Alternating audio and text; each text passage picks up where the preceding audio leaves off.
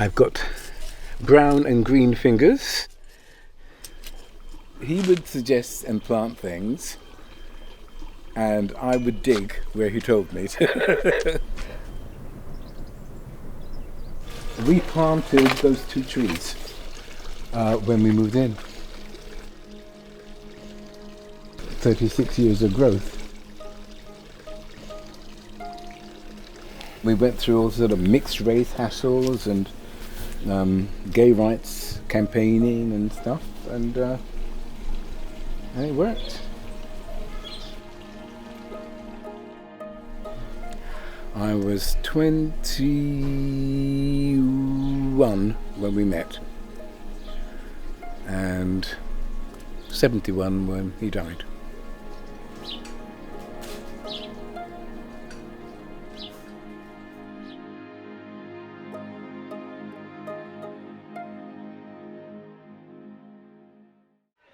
We were here 50 years ago to the day, starting the fight for lesbian, gay, and trans rights. I'm Ted Brown. I'm one of the early members of the Gay Liberation Front. When I was 15, my future looked like being isolated, alone, and persecuted. Many of the people at that first march stood on the plinth of Nelson's column and kissed each other in public, even though it was against the law at the time. We were angry about the way that we were being treated, and we're going to fight back. This is also Ted. Hello. Ted, love Ted. Ted, say hello, this man's a superhero. One of the reasons I was in the Gay Liberation Front was to make sure that there was some black representation. What is gay? Good! What is gay? Good! I went to one of those meetings and Noel was there. We decided that we would challenge everything. We're here, we're queer, we're not going shopping! What was good about relationships, what was bad about them, our attitudes to romance and honesty. There's still more to fight for, but there's also a lot to celebrate. I was cautious with Noel because there was still an awful lot of racism about both in the straight and the gay community. But he treated me like anybody else. You've made a difference. Thank you, thank you. Thank you so much. Thank You've made the hair stand up on my own. I thought he was fabulous.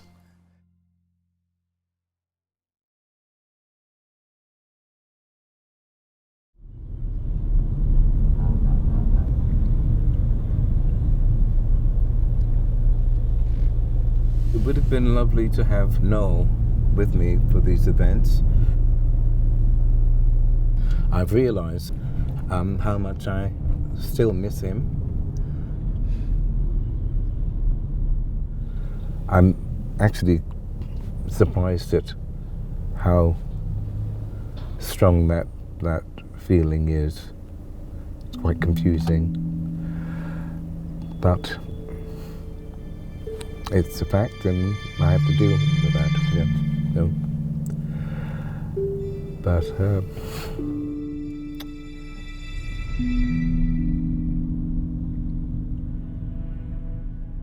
hello, Teddy. It's Noel here, and we're at work. Okay, tell him you love him. Let's not talk about I love him. Didn't I tell you I love him? No, say I love you, Teddy. Well, I do.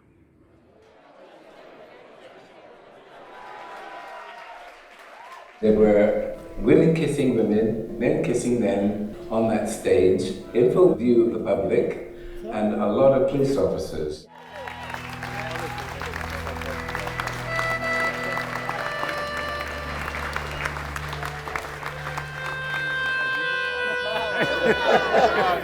Misty eyes, come on in. You weren't here in the room when, as you walked out, I said that we stand on the shoulders of giants. We would not be given Pride Awards if it not were for you. It's very true. For Pride. Very true. Yeah. Okay.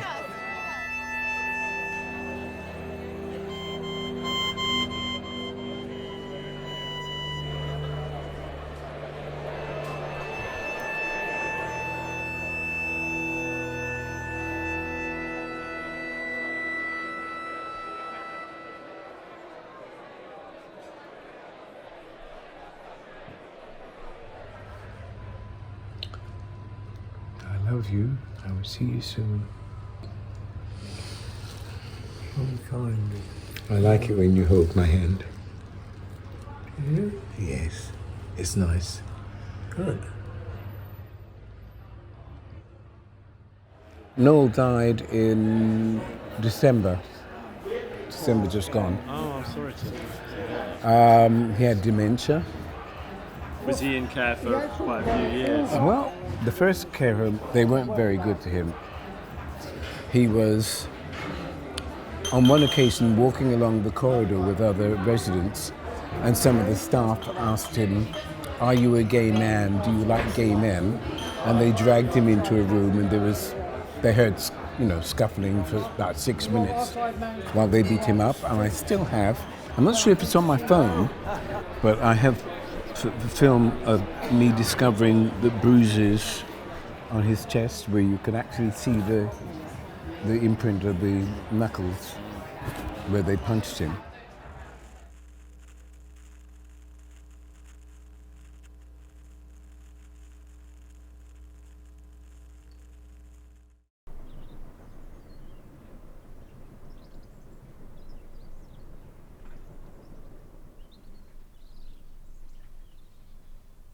I feel slightly guilty about what happened to Noel. I partly blame myself because if I hadn't been, being affectionate to him in a way that revealed that we were a gay couple, maybe he wouldn't have been beaten up. I couldn't do anything else but be open about our relationship in order to have access to him. But I still wish there was some way I could have protected him from that.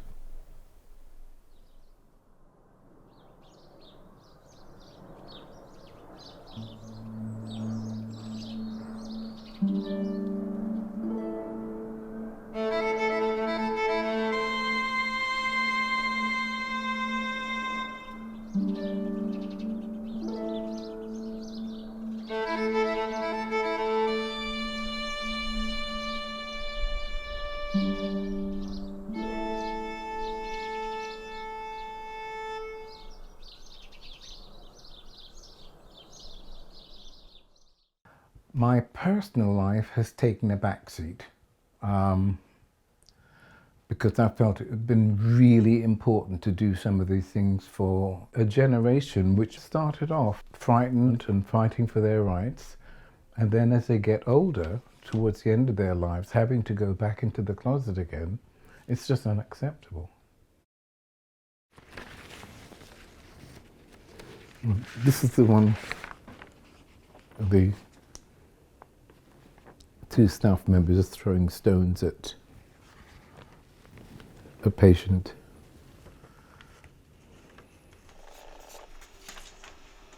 Why would I allow that to happen when I know it's happening? I loved Noel a lot, and I didn't want to see him going through that. And I don't want anyone else to go through that. And that's only some of the clippings. I'm not going to give up fighting for it. Noel has just had a piece of cake, and I'm suggesting that maybe he would like a cup of tea or rum. Or there's another piece of cake, if you want it.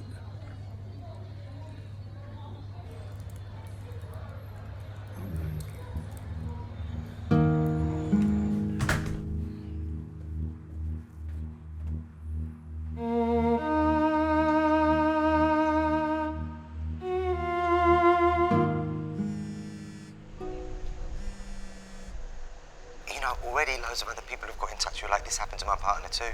Yes. And so the more we elevate it and get a public platform, the more other people who are facing the same issue won't feel so isolated. Yeah, yeah. If I lost my life partner, I don't think I'd be as in any verbal state as you are. But I guess my question is, What support do you personally need for the bigger fight? There is one thing actually that I do need, and I wouldn't go on about it forever, but I do need some people that I can talk with about how I feel. Yeah. Yeah. Yeah, that's good to know. Okay, bye for now. Bye.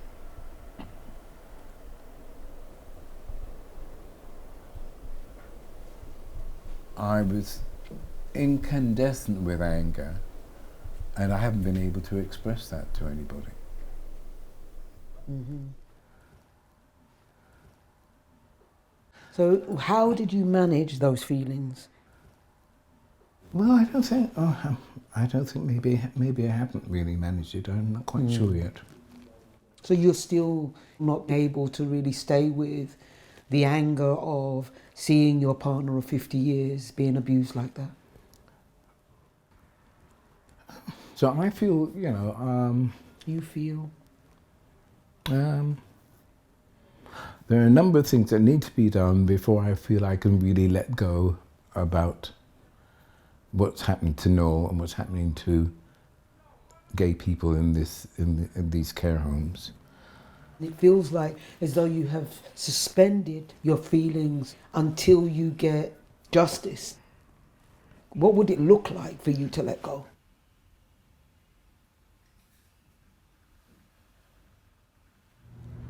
Who are these people? You and me. Are they? Yeah, that's you. And that's me. Well, if you wave, you'll see. What's this? It's not you or me, is it? That's you. Is it? Maybe it is. And there's me. Yeah.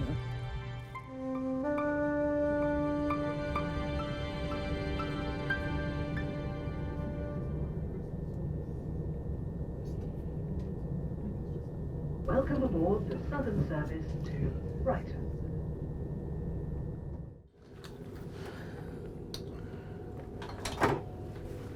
Day trippers, one-way ticket, yeah.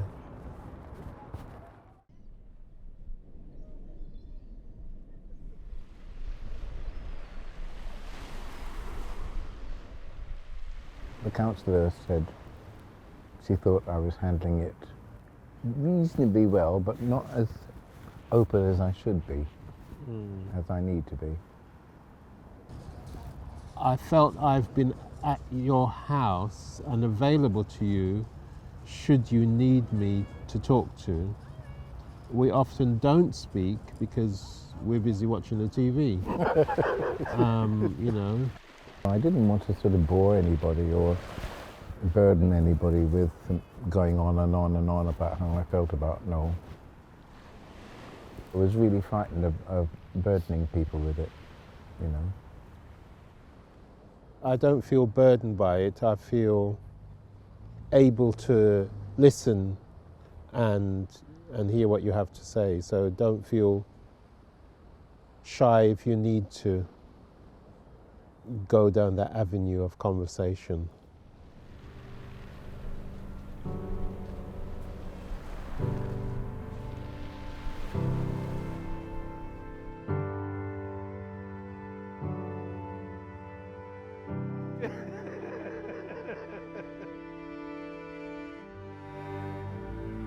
You're still grieving. I think you've handled this really well because, there is life after death in terms of people dying and you have to live. Yeah.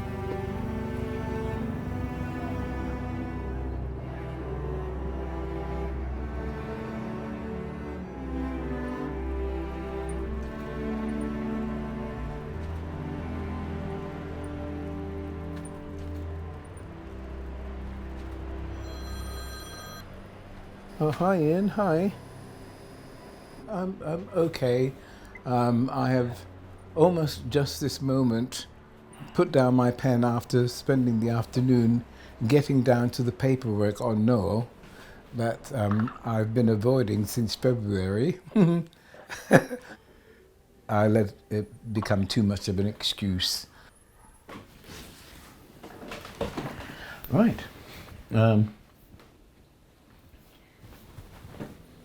I think that it's because it reminds me of Noel's death. And I have to kind of focus on that in a way that I find a bit uncomfortable, because I still haven't quite gotten used to him not being around.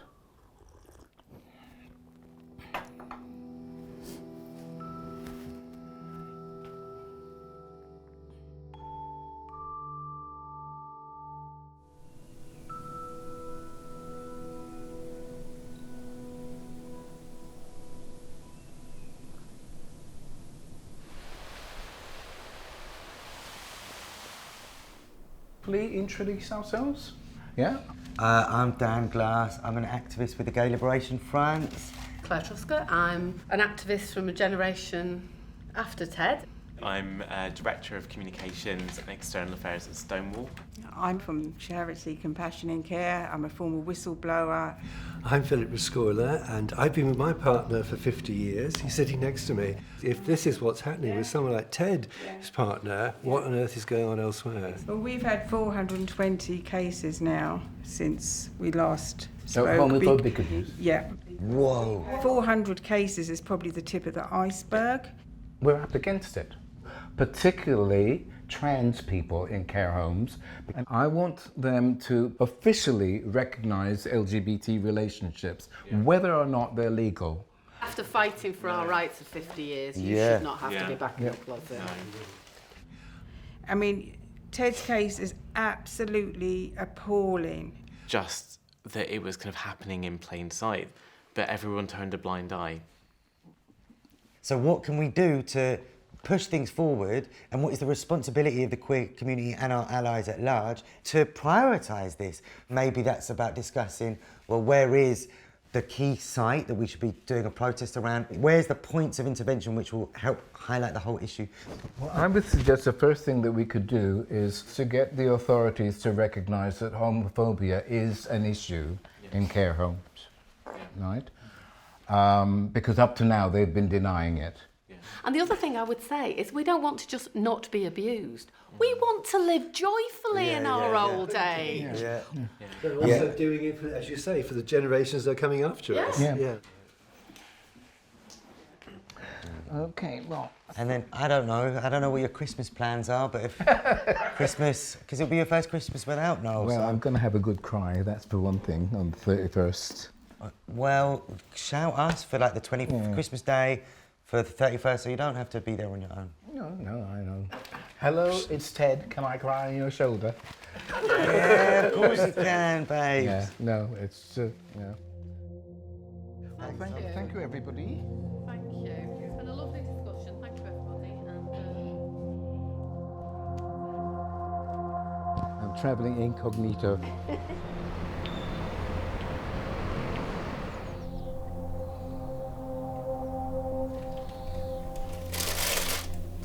We have 2 Robins visiting now, which is good. As far as the local council are concerned, we want to call them to account and have the rules changed and make sure that people who abuse people in care are suspended or sacked or fined and not just moved to another floor.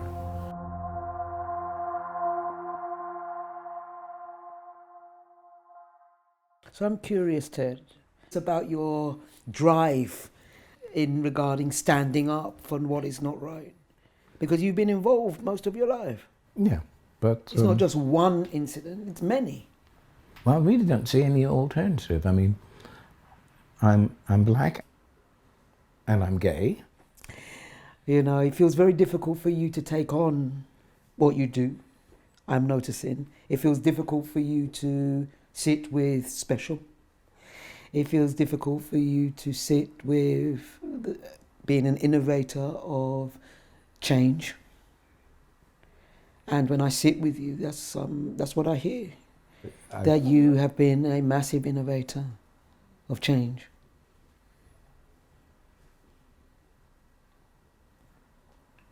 Possibly, but there's more to be done. That felt that you could take that a little. You took that a little bit. That felt like you was able to take that just a little bit. There's more to be done. There's more to I be hear done. that. Yeah, yeah. But can you acknowledge how much you've done?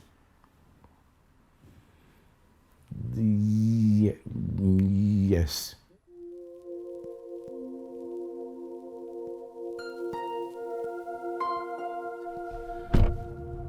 When you started this journey, it felt incredibly heavy. Veterans of 1972, with me in the corner here. And as you step forward, every step that you're taking, I'm noticing that you feel lighter and lighter and lighter.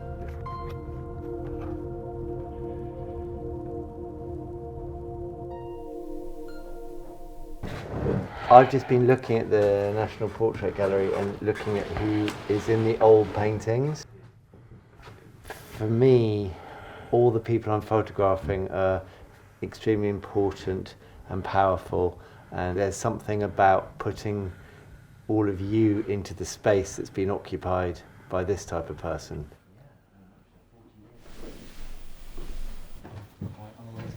I'll go and get some more things. Nice. This last year has been a revelation in lots of ways. I've been able to cope with the fact that I'm still alive. Other people have been very supportive. They've said that we need to talk about it, and we'll listen. Made me feel, like a safety net.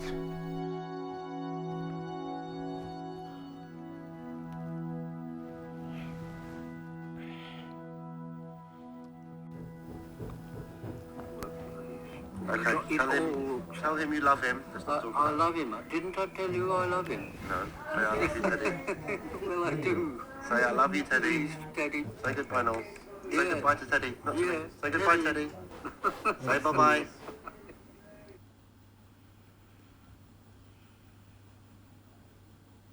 I would have liked us to be sort of really, really old together. But I'm really glad that we met. There are other things that you can plan for, but you can't say, I'm going to meet somebody that I love and they're going to love me for most of my life.